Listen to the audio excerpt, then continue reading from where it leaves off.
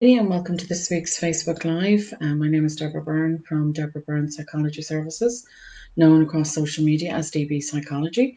And you're very welcome to this week's blog. It's a Facebook Live on this week's blog, which is all about, changing our behaviour around controlling. So trying to change the controlling behaviours or patterns that we have. This is something that can be, I suppose, obviously seen, maybe not by the people involved, but by outsiders, where you have an addict and a codependent. So the codependent will become obsessed by trying to control the behaviors of the addict.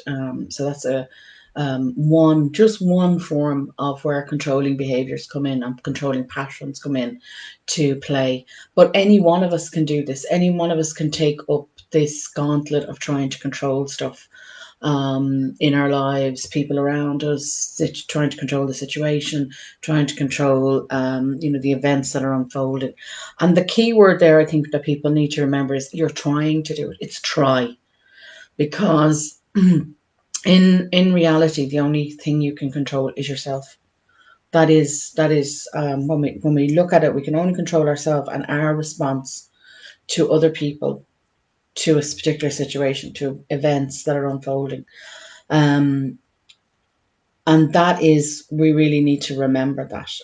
But when you're caught up in it all, we tend not to remember that. We tend to not remember, become so obsessed with what's going on that we fail, to remember that we cannot control that. So when we become obsessed, it can dominate our thinking, our emotions, our behaviors, or our reactions. And we can get very, very stressed and ill as a result. Your immune system goes down, and you can become highly stressed. We become, there's some other behaviors that we can see there too is perfectionism.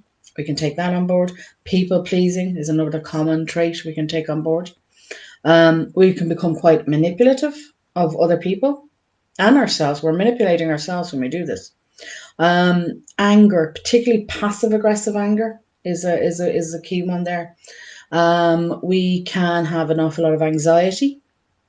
Um, our fear, it's fear based. We're trying to control something because we're really afraid. That's what's going on. We're really afraid that if we don't control this person's behavior, if we don't control the situation, if we don't control whatever the event is outside of ourselves, an event is something that's outside of ourselves. If we don't do that, we're going to lose something. So an awful lot of time you'll see low self-esteem, low self-confidence, shame, guilt, quite toxic shame and guilt sometimes. It can be quite exhausting. It's really, really exhausting and highly stressful to do this, to keep this going, this whole show on the road of trying to control something that is outside of your control. You'll see behaviors like enabling another person. So you might be covering for them, maybe in work or in your home life. You could be lying for them. You could also be financing them. So you could be financing them to the detriment of yourself or your children, or both. Um, so at the end of the day, we have to ask ourselves a few questions. Like, we have to remember that the only person we can control is ourselves. So we can only control our own thinking, our own emotions, our own behaviors, and our own physiological responses. So that's where we feel it in our body, where it is in our body. An awful lot of times, for example, we would hear of fear. So gut, we would hold that in gut. We would hold tension in our shoulders. So that's a physiological response, and that's what I mean by that. And the big questions you've got to ask yourself, and I do pose these in the blog, is, what is it costing you to keep this up? Is it costing your health? You're getting stressed, you're getting highly anxious, you're highly fearful, your immune system is compromised. An awful lot of other physiological responses will be physiological, uh, you know, responses will happen in the body. You could get ill. People develop all sorts of illnesses if they keep it up. Time is costing you your time. Certainly does. Certainly costs you an awful lot of time that you could be using to focus somewhere else. Money, probably. If you were covering for somebody from in work, well, you're giving twice as much to your employer, but you're only getting half the pay. That's simple example there. It's costing your happiness. More than likely it is. You can't be happy and try to control everything else outside of yourself and other people and be happy. So my question to you is, and the question I pose to you, is that worth it? Is it really, really worth it to do that? But when we're in this situation, we don't tend to stop and think. And that's the key. It's only afterwards maybe the situation has settled down, or the person that we're trying to control, maybe their behaviours have settled down a little bit.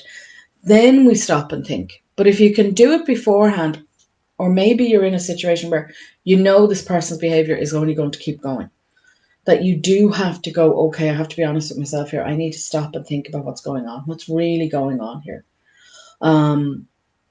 So this is where we stop, think, and become honest with ourselves. So if you admit to yourself then that this is a problem for you, that's your first step. Admitting, okay, I have a problem here. There's something going on. And this is the road to recovery. This is how you help yourself and change the behavior. The second thing is, to look at yourself and your own behaviors, because an awful lot of the time when we're so focused on other people, so focused on the situation that we're in, so focused on maybe an event that's occurring that we've no control over, but we're becoming obsessed about, we don't stop to think, what am I doing? What is my behavior? How am I thinking? What are my emotions around this? Where's my physiological response? What are my actions, my behaviors? What are they all doing?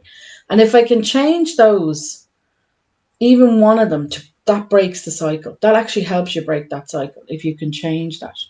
And you start to recognize it. So we recognize what we can control. And when we learn to see what we actually can control, which is us and our responses, our various responses, then that really takes us an awful lot of the way down self-help, or the road to recovery. We can begin to look after ourselves. So we begin to put in what I call the collapse point. The basic self-care, that we look after ourselves, minimum that we would do if we're having a bad day. We'd have an emergency self-care kit, which I've talked about in detail before. We'd have that in place. It's a good solid foundation to have for yourself.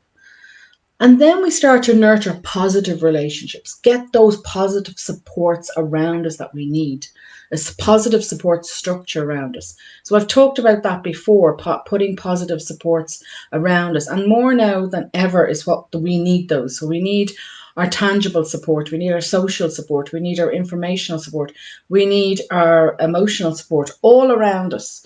We need that, and it has to be positive, because remember, if you're in the middle of a very stressful situation, you're dealing with maybe somebody with an addiction or some sort of problem in work, a very highly stressful situation in work, maybe it's a boss who isn't that nice. Whatever your situation is, whatever, if you get caught up in that. So we're trying to break that cycle, take a step back. We need positive people to support us while we're doing that. So putting that in place is very important. Then we can start to enjoy our life. That does help. That really does help us to, when we have those around, that's positive support, we're looking after ourselves, we can start to see the positive moments. It's not all negative. It's not all about the stress of that particular individual or that particular event that we're trying to deal with. There are other positives that are there, but they're just getting brushed aside by our brain, because all our brain can think about is controlling this environment, controlling this other human being, which we have no control over. And of course, we need to take care of our stress. It is highly stressful. It's a highly anxious situation that you're dealing with. So in saying that, I have got a group, a free group, if anybody wants to join it, for mums. That if you're a mum and you want to join the group, we deal with stress reduction, anxiety, looking at our behaviours, looking at basic self-care. We've done an awful lot. There's an awful lot of units in there already. And dealing with negative people, we've just finished that unit. So all those videos and all those leaflets and worksheets are all already up there in the group. So if you'd like to join, I'm going to pop a link in the description below. And then we can move on and we can let go of our own worries around that situation, around that person. our own shame and guilt that's attached to it, because we do become, guilt in particular. If you're using controlling behaviors, there's an awful lot of guilt there, and it can go into shame. As I said, negative thinking. Again, we'd let go of the negative thinking around that event, around that person. We're breaking the cycle, and we're going, no, I'm going to look after me. I'm going to look after, if I have got children, I'm going to look after my children. I'm going to start protecting myself. I'm going to start setting healthy boundaries. Because when we start to set healthy boundaries like that, and we've got a good foundation of our self-care in, we have all our supports around us, we start to let go of things, and particularly things we don't want. And we can look at it then, what we do want, from a healthy perspective, from a healthy place. We gain acceptance of ourselves and of others. But we also realize that in accepting others, it doesn't mean that we don't set a boundary with them either. And that's very important. People get confused about, if I have to accept somebody, that means then they're going to walk all over me. No, it doesn't. You can accept somebody for who they are, but you can still set a boundary with them and say, no, you don't get away with that behavior. So it's good to recognize those things in ourselves and to be able to start letting go of them and to break the cycle. So the blog is much more detailed. It's quite a lengthy blog this week. It goes into each of those points that I've just made in a lot more detail. So if you'd like to check it out, I'll leave a link in the description below. And I'll say good morning to Deirdre, as always, who is on every single week. Thank you very much, Deirdre. Thank you. And to all those people, I know quite a lot of people watch these videos in replay. So thank you very much for doing that. Thank you for reading the blog. And I will see you all again next Saturday morning. And as I said, if you'd like to join my mum's group, it is free. And there's a link in the description below. Do come along. We'd love to have you. Thank you.